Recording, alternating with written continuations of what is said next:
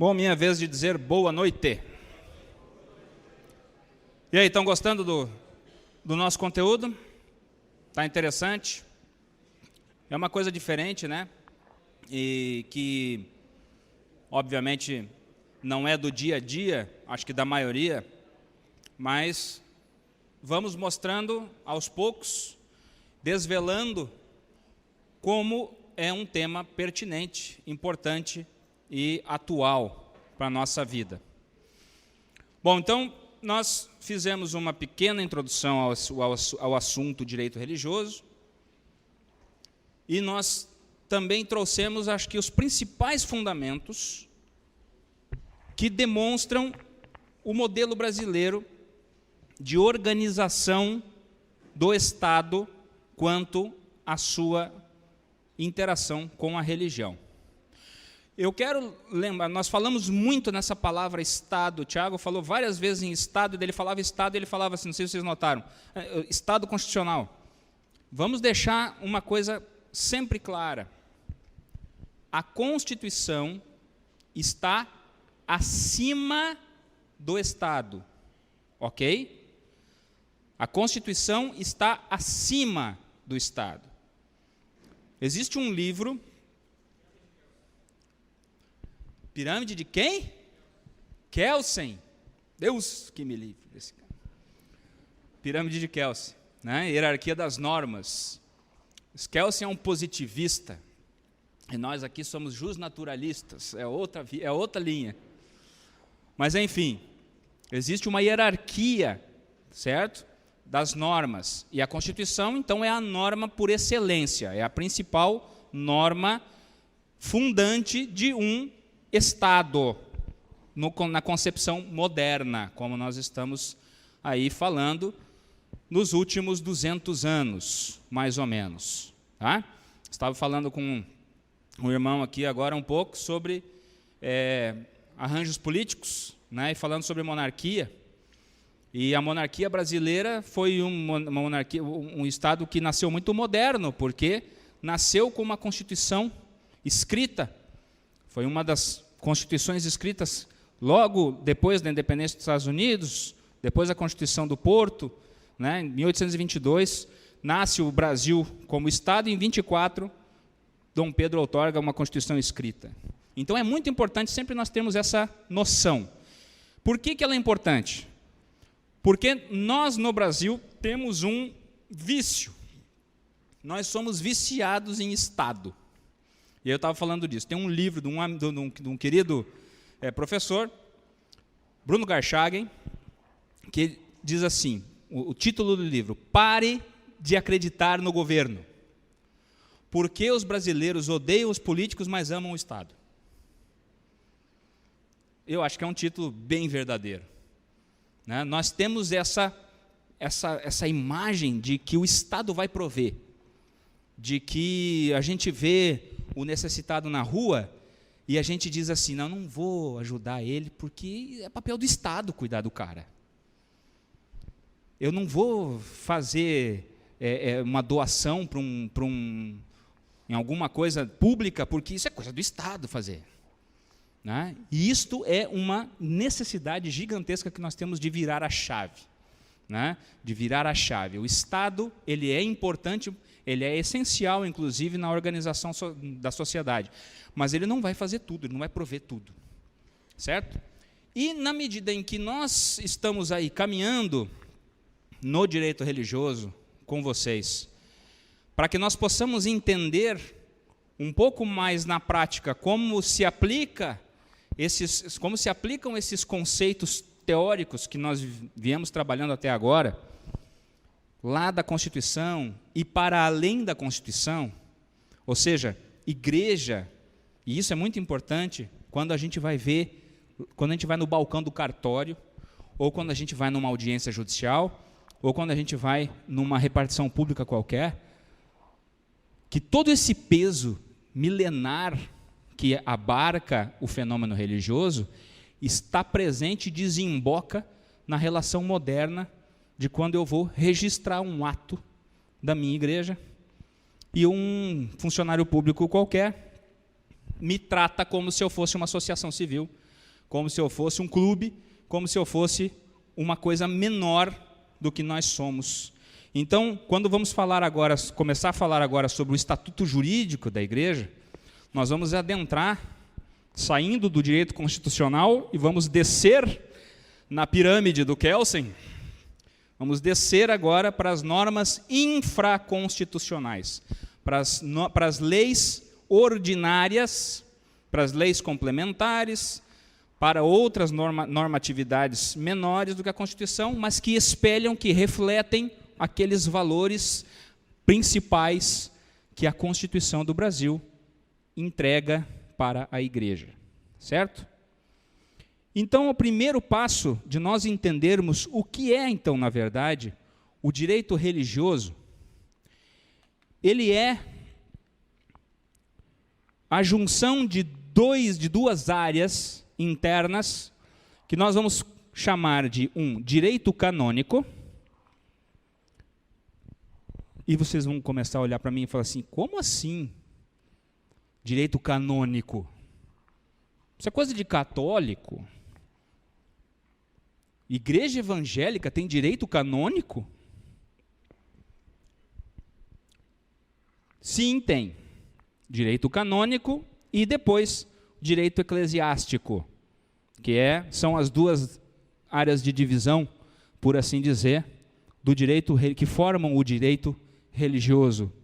Então, bom, como está ali na tela, o direito canônico é uma exclusividade da Igreja Católica Apostólica Romana? Não, não é uma exclusividade da Igreja Católica. Por quê? O direito canônico nada mais é do que o conjunto de normas, o ordenamento jurídico interno de uma organização religiosa.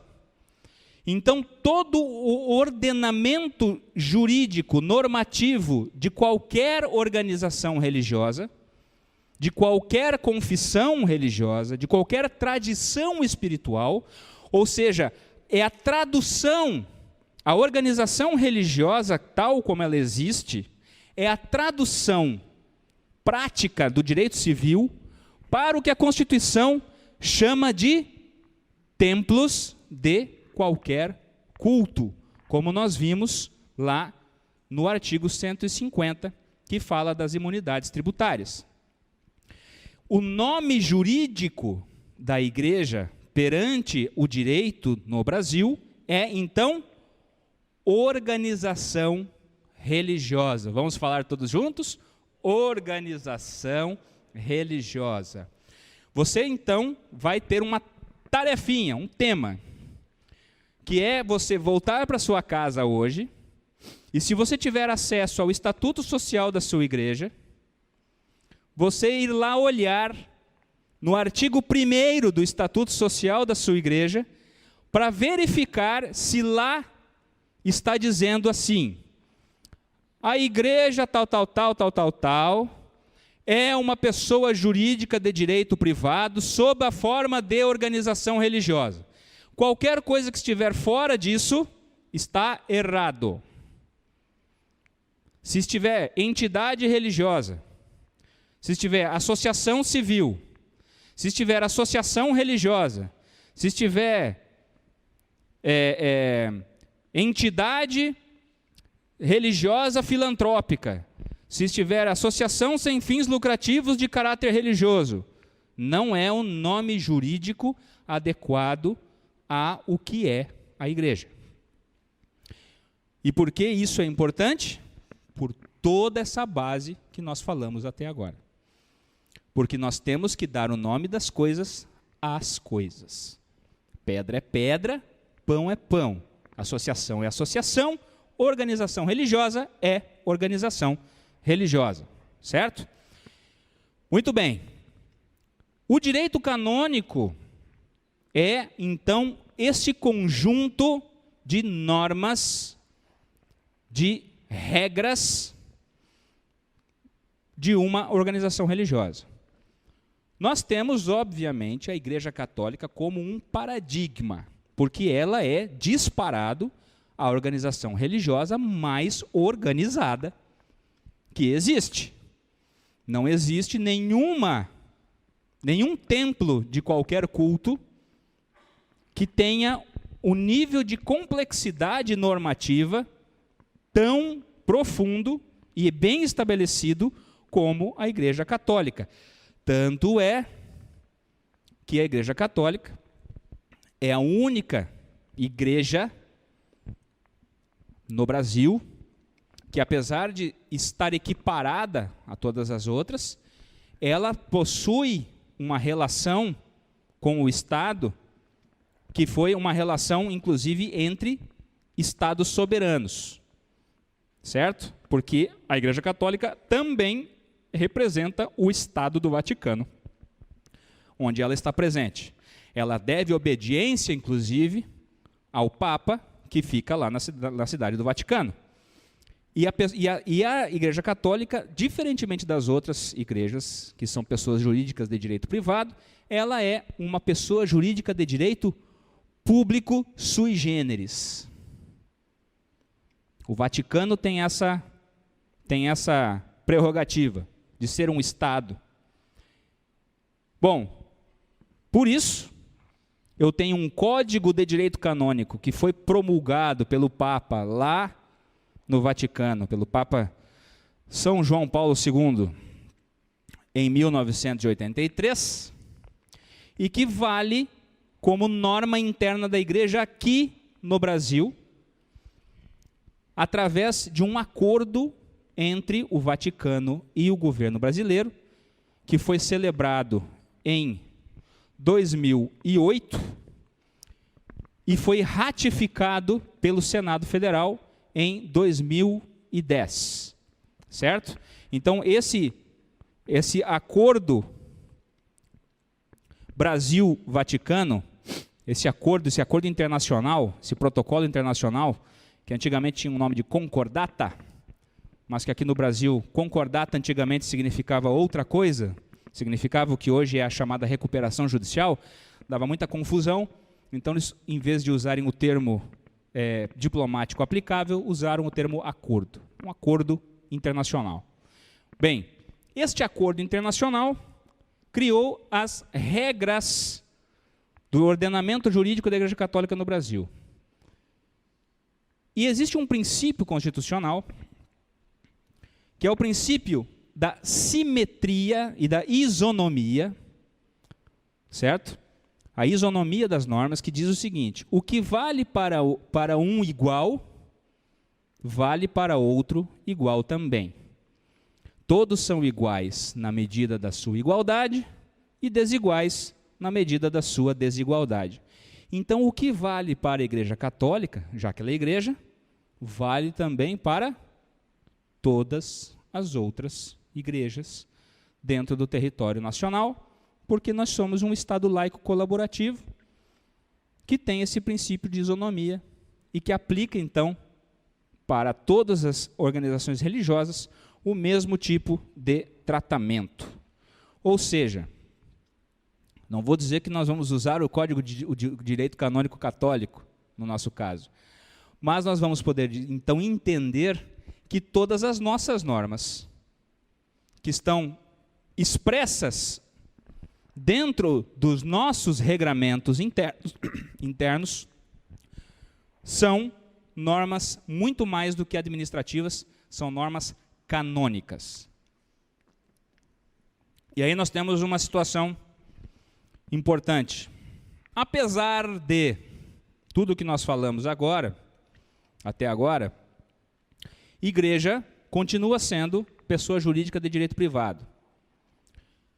E quando o Código Civil foi promulgado em 2002, para vigência começar em 2003, não sei se vocês vão lembrar disso, mas não havia a previsão da igreja, não havia previsão da organização religiosa lá no Código Civil. Existia lá no artigo 44, são pessoas jurídicas de direito privado, as associações, as sociedades, as fundações. E deu. E aí o que aconteceu? Foi uma corrida enlouquecida para a adequação dos estatutos as regras do novo Código Civil. Não sei se vocês vão lembrar disso. Já são 15 anos dessa norma, 16 anos quase, né? Mas aconteceu uma correria. E aí, pressão em Brasília para que houvesse uma mudança nisso aí, o pessoal não se deu conta mesmo, e inseriram uma lei alteradora que criou, então, o inciso 4º do artigo 44, trazendo a organização religiosa como sendo um tipo específico para a igreja no seu tratamento jurídico. Bom, isto posto faz com que eu tenha uma comunidade de pessoas que se reúnem por terem crenças semelhantes, um sistema de valores religiosos, espirituais e de comportamento social, e que faz, então, com que nós constituamos uma pessoa jurídica, que vai ser a igreja. Igreja Batista de Parquelândia, que é a que nos hospeda aqui, juntamente com a escola Charles Spurgeon, certo? Esta igreja, reunida em assembleia, decide, então, constituir-se como tal. E, para isso, ela escreve quais são as suas normas, o que ela faz, o que ela crê e como ela se organiza. A este documento nós damos o nome de Estatuto Social. Embora, na nossa humilde visão, é um nome inadequado, porque é o mesmo nome que mais 2 outros tipos de pessoa jurídica também vão ter. A associação civil também se constitui por um estatuto social. Então, o mesmo nome, por exemplo, do clube ou da associação de moradores vai ser o da igreja. E também a sociedade anônima, um tipo societário de empresa, também se constitui através desse mesmo tipo de documento chamado Estatuto Social. Então, nós acreditamos que o nome jurídico mais adequado deveria ser Constituição Eclesiástica. Por que Constituição Eclesiástica?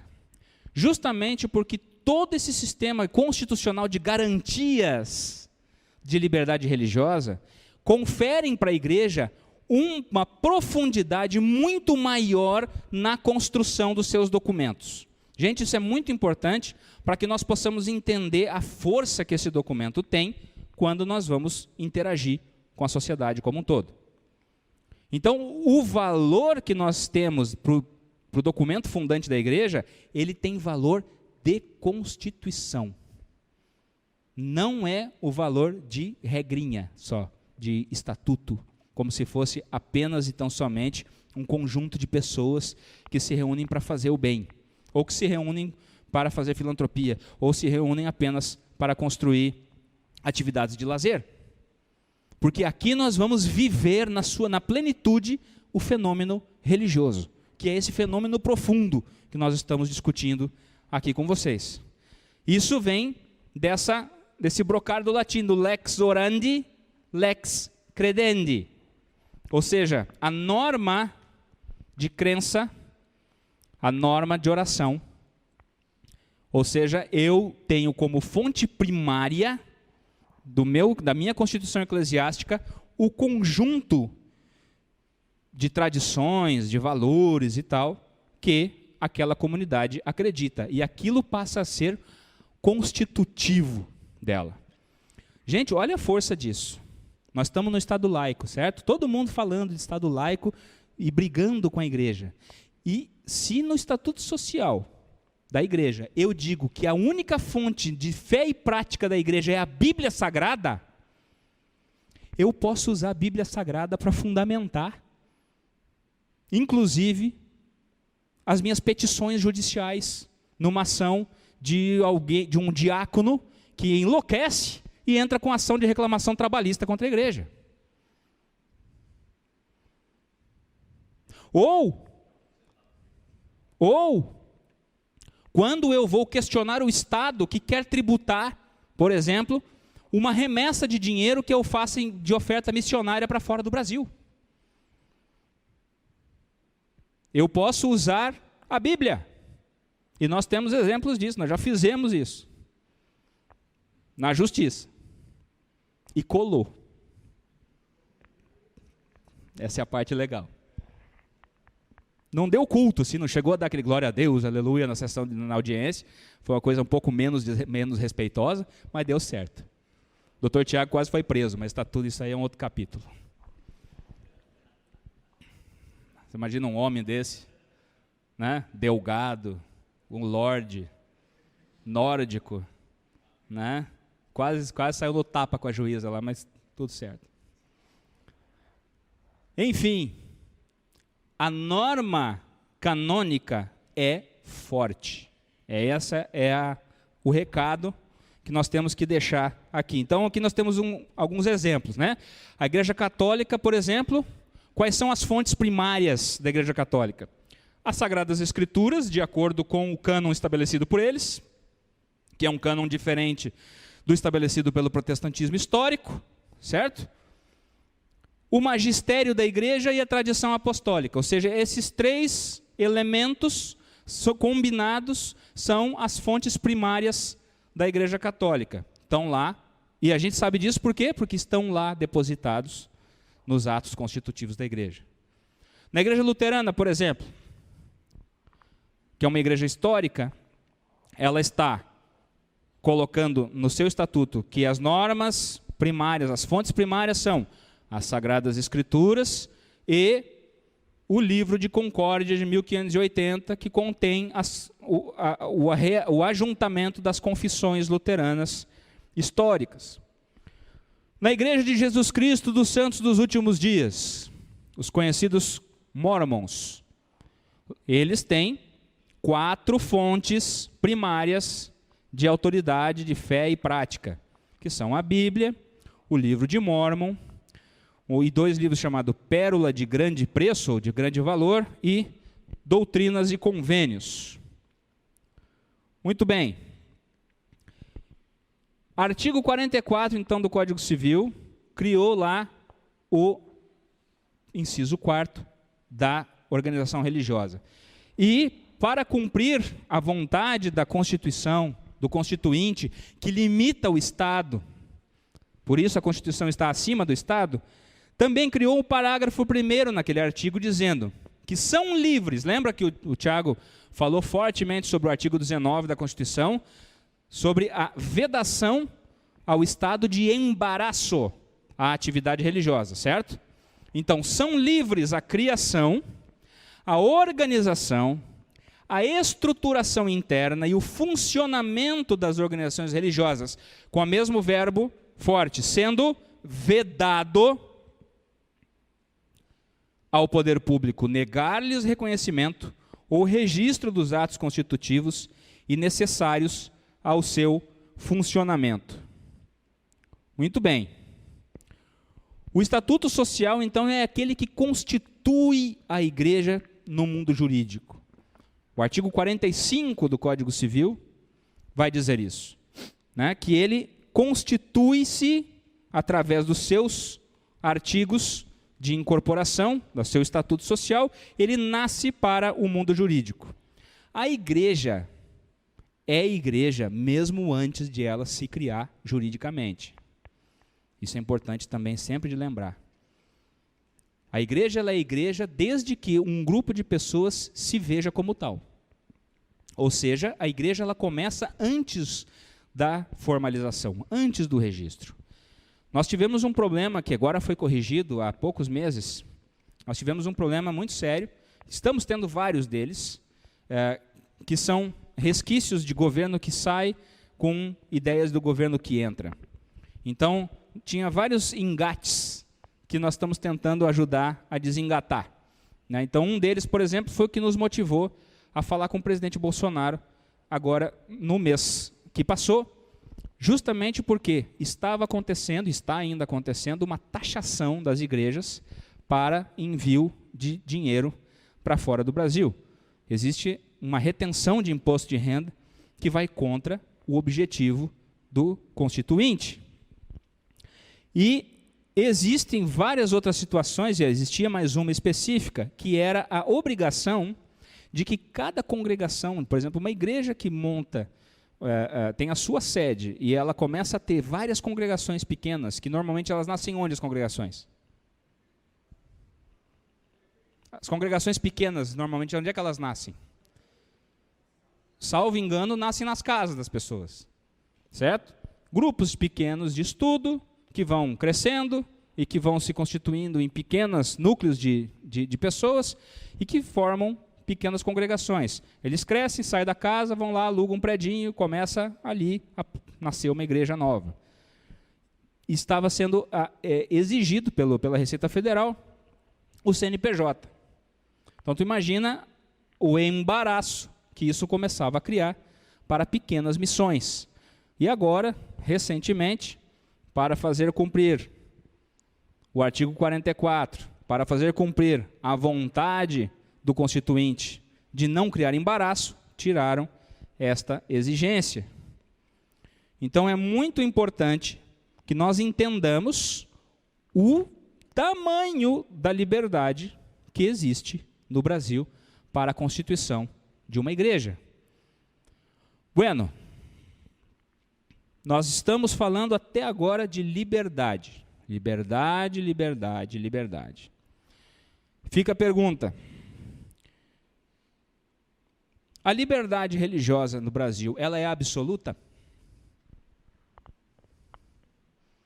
Ou ela tem limite?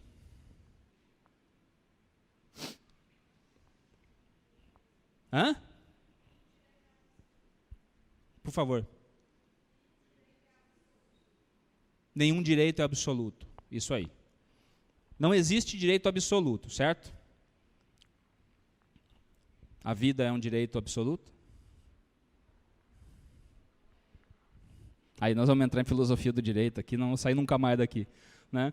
Mas, enfim, não existe absolutos em liberdades civis. Elas têm limites, certo? E o principal limite é que elas respondem ao princípio fundamental de onde elas nascem, que é o princípio que nós já temos falado também, da dignidade humana, certo? Este é um princípio absoluto. A dignidade humana é um princípio absoluto. Sem dignidade humana, não existe como se criar um sistema de direitos, porque daí não vai ter segurança nenhuma. A relativização da dignidade humana é o grande mal que estão se querendo fazer, é um daqueles assaltos ao tripé que nós estávamos falando ontem também. Tá? Isso nos leva às limitações, então, da Constituição da Igreja, certo? Que são basicamente 3. O primeiro é que a Igreja cumpra com o artigo 46 do Código Civil, tá?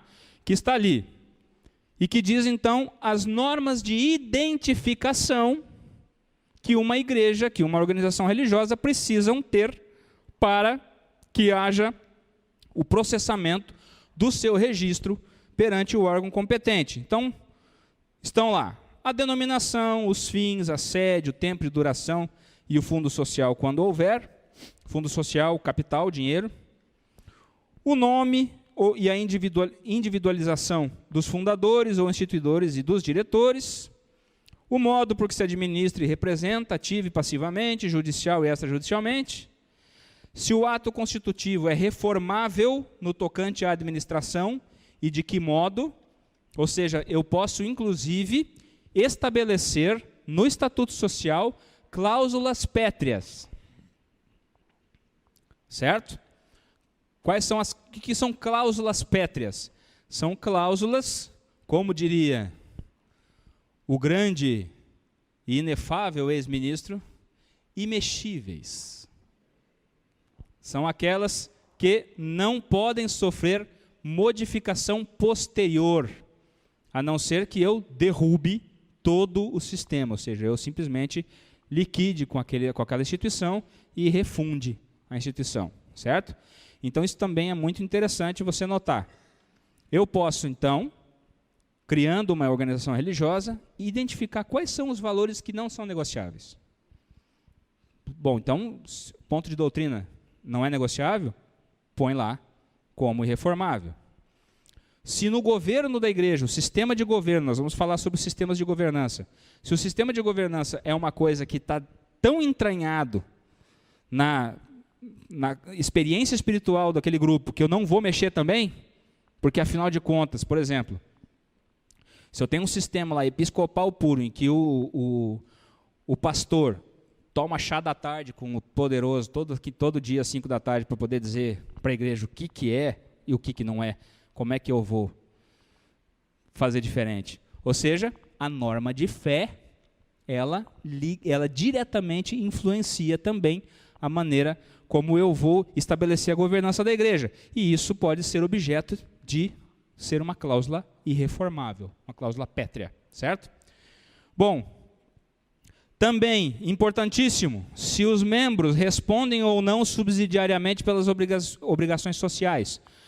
Eu sugiro que vocês olhem também no Estatuto Social de vocês esta cláusula, tá? Ela é importante. Ou seja, o que significa isso? Que se houver, por qualquer motivo, normalmente por uma gestão mal sucedida, que a organização contraia dívidas que não pode pagar com o seu próprio patrimônio, eu tenho que estar estabelecido aqui que os membros da igreja não vão ter que pôr a mão no bolso para pagar a conta. Acho que vocês ficaram um pouco mais curiosos para ver no Estatuto Social da igreja. Sugiro fazer esse exercício. Tá? Ou seja, a não obrigação de responsabilidade subsidiária, que decorre também da responsabilidade civil, que é outro tema que nós veremos. E as condições de extinção da pessoa jurídica e o destino do seu patrimônio neste caso, certo? Bom, Jean, no final da palestra você poderia, de repente, mandar um modelo de estatuto para nós? Diante de tudo isso que nós falamos até aqui, vocês acham viável ir no Dr. Google para procurar um modelo de estatuto social para fundar uma igreja? Não existem modelos ao melhor estilo Quevedo. Não existem modelos.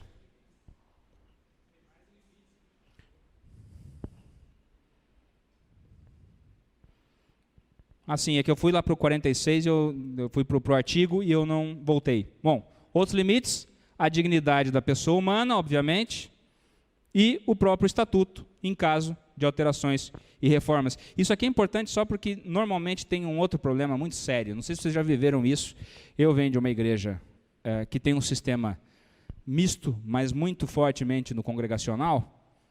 E normalmente, quando tem um problema meio encalacrado para resolver numa assembleia de igreja, e aparece um abençoado daqueles que assim é participante profissional de assembleia de igreja, sabe aquele cara que não fica muito confortável sentado no banco na hora do culto, mas quando começa a assembleia, o cara senta de um jeito que você vê que ele está em casa, sabe? Você nota que ele está em casa, assim. Tipo assim, é hoje que eu se divirto. Né? E aí, quando ele pega e larga essa frase, aí ele pensa assim, agora eu se consagro. Né? Quando ele diz o seguinte, a Assembleia é soberana. Já ouviram essa expressão? Desde criança, né? Não, a Assembleia é soberana. Só que é o seguinte, a Assembleia é soberana. Ela é soberana para constituir-se como igreja. Aí depois, quando ela constitui igreja, tem regra na casa, chama Estatuto Social. A Assembleia, ela é soberana na omissão do Estatuto. Enquanto tem uma regra determinada por um Estatuto, a igreja é cativa a esse Estatuto. E isto é uma limitação necessária para que não haja balbúrdia dentro da igreja. Afinal de contas, ordem e decência, esse é o nosso time. Certo? Então, essa é a tríade de limitações. Voltando lá, então, a criação do estatuto, como nós estamos falando. Não existem modelos, certo? O que nós precisamos fazer é, de maneira muito responsável, ao pensarmos a nossa igreja, então pensem nisso, se vocês têm contato já com o estatuto da igreja de vocês, é importante de ir revendo mentalmente como está constituído, e se não, eu acho que é um bom exercício. A identificação de crença, a base teológica e a cosmovisão. O que é que nos identifica como igreja? A denominação, os objetivos, endereço da sede, duração, que normalmente é uma duração indeterminada, forma de alteração e reforma de estatuto. Esses são 4 requisitos. Ainda, forma de admissão e demissão de membros, e se respondem por dívidas. Processo disciplinar. Cada vez mais difícil, dentro das igrejas, a aplicação da disciplina eclesiástica. Nós temos visto com muita frequência situações em que o cidadão é disciplinado, ele não aceita a disciplina, ele sai da igreja e ele processa a igreja pedindo indenização por dano moral, porque ele foi exposto a uma situação vexatória, porque ele foi humilhado na igreja. Então o cara lá era o líder de louvor, e aí ele, por qualquer situação de comportamento, ele é chamado no canto e colocado no banco. Não satisfeito, o pessoal fala assim, não, tem que endurecer contigo, então agora ajoelha no milho. Né? E aí o cara fala, não, para parar com essa palhaçada, eu vou embora. E ele sai e ele processa a igreja. E a igreja vai perder ou vai ganhar esse processo? Hã? Vai ganhar, vai perder, vai ganhar, vai perder. Bom, primeiro que de cabeça de juiz a gente nunca sabe o que sai, né? Isso é fato. A segunda, o processo judicial também não é matemática. Eu tenho casos que o direito está do meu lado, só que no Brasil não tem mais julgamento por combate, eu não posso pedir para o Cosmos me ajudar, eu tenho que ficar lá no processo civil mesmo, e o juiz às vezes não vai com a minha cara e nós nos damos mal. Mas o que vai ser determinante, decisivo nisso, é quão claro está no ordenamento jurídico da igreja a situação de disciplina eclesiástica. Como é que está escrito lá? Quando o irmãozinho assina o pacto de membresia, quando o irmãozinho chega na igreja, quando é batizado, qual seja a forma de admissão, em que ele toma ciência do conjunto de regras da casa, da oikonomia. Certo? Do nomos da oikos, das regras da casa. Então, isto é fundamental. Eu preciso, então se eu estou usando a Bíblia, então eu uso Mateus 18 como a regra de ouro da disciplina eclesiástica, então eu tenho que explicar como é que vai funcionar o sistema. Então, se o irmãozinho pecou, vai ser arguido, se não se arrepender, eu vou chamar 3 irmãos, se não se arrepender, vai para a assembleia, se não arrepender, vai ser excomungado. Né? Então, tem que ter regra. E tem que estabelecer, inclusive, a oportunidade de ele ser ouvido e dar a sua versão dos fatos. Certo? Princípio fundamental da dignidade humana, do contraditório e da ampla defesa. Nós falamos aqui já, né, sobre isso. É tão forte isso que o primeiro processo judicial da história da humanidade, que foi o processo de julgamento de Adão e Eva, teve o contraditório ou não teve? Deus chegou lá fulminando, lá, falou assim, seus mequetrefes fizeram isso, agora toma, toma, toma, toma. Não, né? Na viração do dia, o Senhor foi lá visitar o jardim, começou a perguntar a Adão, onde estás? E aí, dali a pouco, Adão aparece, e que foi citado, exatamente, Adão foi citado, recebeu a citação, audiência. né? Só que já é audiência de instrução e julgamento, não teve etapa da conciliação antes. Né? A conciliação o próprio Senhor providenciou. Mas qual foi a primeira conversa do juiz? Que é isso que fizeste? Me conta. Me dá a tua versão dos fatos. E aí Adão peticionou, excelentíssimo Senhor do universo, Adão, terráqueo, casado, jardineiro, domiciliado no jardim do Éden, sem número, vem respeitosamente à presença de Vossa Excelência apresentar defesa prévia. A mulher que tu me deste por esposa, nesses termos pede deferimento. E o Senhor, em vez de dar um catiripapo no Adão que ele já merecia, Adão faz então uma intervenção de terceiros, certo? Ele faz uma denunciação à lide. O pessoal do direito entendeu a piada. Ele faz uma denunciação à lide. Então, Eva agora vem para a conversa. Bom, Adão já fez a defesa, então agora é a vez da senhora. E aí, o que foi que a senhora fez? E deu de novo a oportunidade do contraditório e da ampla defesa. A serpente, excelência. Como não tinha como bater papo com a serpente, então o Senhor saneou o feito e julgou o processo no estado que se encontrava. E proferiu a sentença. E graças a Deus providenciou também o resgate, né, para que pudéssemos hoje estar aqui com a tranquilidade de que a sentença, a cédula que era contra nós, foi anulada.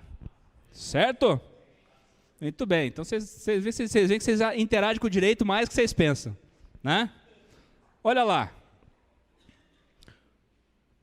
Depois, então, dessa questão do processo disciplinar, condições de extinção da própria igreja e destinação do patrimônio, que normalmente é entregue para uma entidade congênere, uma entidade que tenha fim semelhante, e também a governança e a gestão eclesiástica.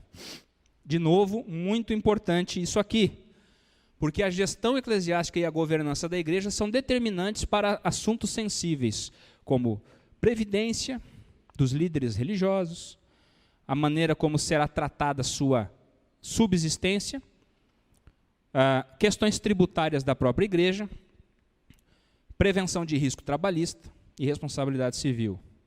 Bom, o que são pontos comuns em qualquer modelo de governança? Nós temos aí a presença de uma diretoria mínima, ou seja, um princípio mínimo de prestação de contas, porque nós estamos falando de uma entidade social, ou seja, de um conjunto de pessoas. Então, esse princípio mínimo de prestação de contas é importante. E a existência e funcionamento das assembleias, que são as reuniões onde as decisões principais de uma igreja são tomadas no âmbito administrativo da sua governança. Então vamos pensar agora um pouquinho, rapidamente, nos sistemas existentes de governança da igreja. O primeiro dele é o sistema episcopal, que é o sistema de onde vem a igreja primitiva, mas não organizada de maneira administrativa tão forte como foi depois que ela se misturou com os assuntos do império.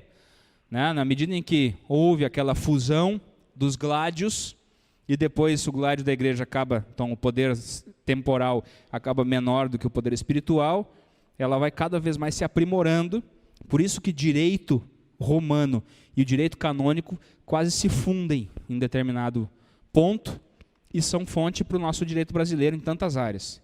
Certo? Então o poder episcopal é o poder total na mão do líder. Então nós estamos dando um exemplo aí na Igreja Católica, em que o Papa é a autoridade suprema da igreja, e no Brasil nós temos a Igreja Universal do Reino de Deus, que é um modelo episcopal de governança.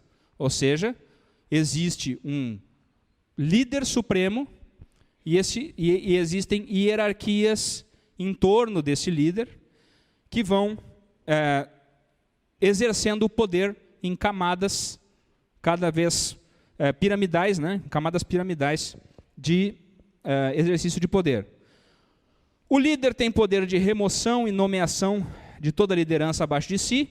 Nós somos advogados de uma denominação pentecostal, talvez alguns irmãos conheçam essa obra, que é a Igreja O Brasil para Cristo. Nós somos advogados dessa igreja no Brasil inteiro. E ela foi fundada como um movimento missionário, né? Ela se constituiu como igreja um pouco depois. Ela começou como um movimento evangelístico, com um missionário chamado Manuel de Melo. Os mais antigos aí certamente conhecem. E ele tinha um programa de rádio muito famoso, que chamava-se A Voz do Brasil para Cristo, né? Então, o movimento começou muito por isso. E todos os pastores da obra contam para a gente do temor que eles tinham todos os dias quando ia começar o programa de rádio. Porque em determinado momento do programa, o presidente, lá um missionário, simplesmente começava a falar: Pastor Joãozinho está sendo transferido de Fortaleza para Quixeramobim. E o pastor Huguinho, de Quixeramobim, está indo para Vacaria, no Rio Grande do Sul. Era assim, todo dia tinha surpresa, né? O programa Kinder Ovo. Tinha surpresas que não eram muitas vezes muito agradáveis. Por quê? Porque ele era o bispo. Ele podia mandar livremente na nomeação dos seus ministros. Bom, hierarquia fortemente estruturada com níveis de chefia, assembleias geralmente para o ato de fundação, extinção e homologação de disciplina e exclusão de membros, quando esse existe, e reforma de estatuto. E o membro não possui nenhum vínculo canônico jurídico com a instituição. Apenas os membros fundadores possuem ou alguma estrutura episcopal, algum colégio episcopal. A igreja metodista das igrejas históricas também trabalha dessa forma. Cada região eclesiástica no Brasil, ela tem um bispo eleito, o colégio de bispos elege o presidente e eles governam a igreja. Um outro sistema é o sistema presbiteral. Muito bem, esse é um sistema conhecido de todos nós aqui, porque ele é um sistema muito mais afeito à tradição reformada. Um exemplo clássico dele é a Igreja Presbiteriana do Brasil, certo?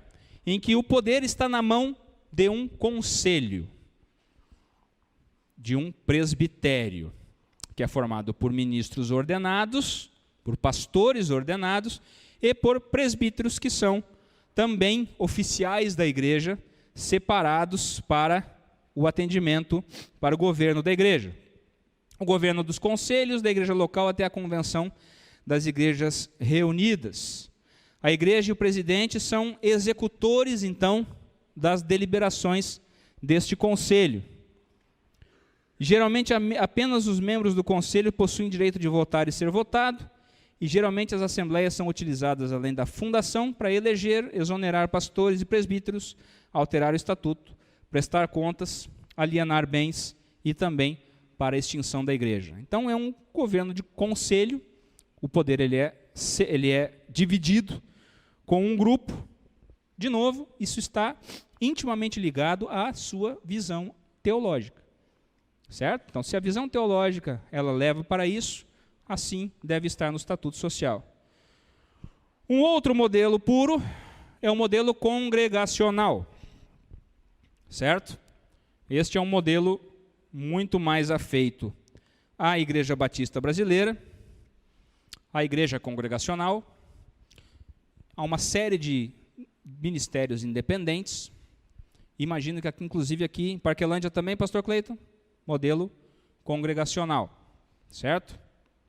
Então, o governo da igreja é o governo do povo todo que está em comunhão com esta igreja e que pode, então, estando em comunhão com esta igreja, participar ativamente das decisões desta igreja, votar e ser votado para a maioria dos cargos, certo? Normalmente, por exemplo, no meu modelo, da igreja luterana, a presidência da igreja local nunca é exercida pelo pastor. O pastor nunca é membro da diretoria. A diretoria é sempre formada por membros da igreja, mas nós usamos o termo leigo, pelos leigos da igreja. O laicato da igreja é que constitui a administração da igreja. Os pastores, eles exercem o ministério público da palavra. Então, eles conduzem, eles pastoreiam, mas não governam. Certo? E a assembleia local é que toma as principais decisões. E, obviamente, tem o misto. Né? A gente combina presunto com queijo e sai aí um misto quente ou frio, que são as interpolações de modelos de governança. Então, existem modelos, normalmente, de presbitério congregacional. Certo? Vamos avançar. Escolhido o modelo. O que nós fazemos, então? Então, aí existe uma série de etapas que vocês podem olhar. Estão aí tirando foto, podem tirar foto. Uma série de etapas a serem cumpridas para a constituição da igreja. Desde a marcação da assembleia de fundação, a reunião dos fiéis. Essas etapas elas são importantes para conferirem legitimidade ao processo de fundação da igreja. Para que depois, lá numa audiência judicial, eu consiga, como advogado da igreja, que esse é o meu trabalho, né, irmãos, espremer o irmãozinho na audiência, até que saia lá a verdade sobre ele saber como a igreja estava constituída, como que era o modelo de governança, quem que mandava, quem que obedecia, como é que funcionava, como é que não funcionava. Então, esse processo, essas etapas são importantes para conferir legitimidade ao processo constitutivo da igreja. Todo mundo viu aí, né? Como registrar? Bom, a igreja, as organizações religiosas, elas são registradas perante o cartório de registro de pessoas jurídicas da comarca, certo? Então, vai ser levado lá os documentos constitutivos, a ata de fundação, estatuto social com visto do advogado e todos os outros documentos ali presentes, certo? E aí, normalmente, começam os problemas. Porque aí, normalmente, a gente se depara com o primeiro choque entre igreja e o Estado constituído, que é no cartório. Porque o cartório não conhece, não entende do fenômeno religioso na sua profundidade, como nós estamos aqui discutindo com vocês. Então ele vai ter lá um formulário, e ele vai entregar o formulário, e vai dizer, ó, para registrar tem que ser isso aqui, ó. E normalmente os requisitos de registro são os de associação civil, não os de organização religiosa.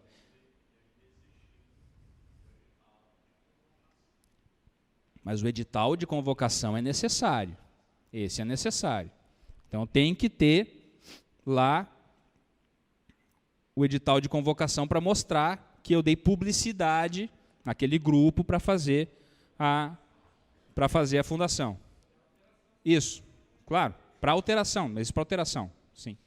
Para as assembleias ordinárias de eleição de diretoria ou alteração de estatutos, aí eu preciso ter o edital de convocação. Na fundação, não. Aí não tem sentido, porque eu vou fazer o edital para quem? Então, você, povo de Fortaleza, nós estamos aqui constituindo uma igreja. Né? Não, isso é uma exigência, isso já é uma exigência over. Né?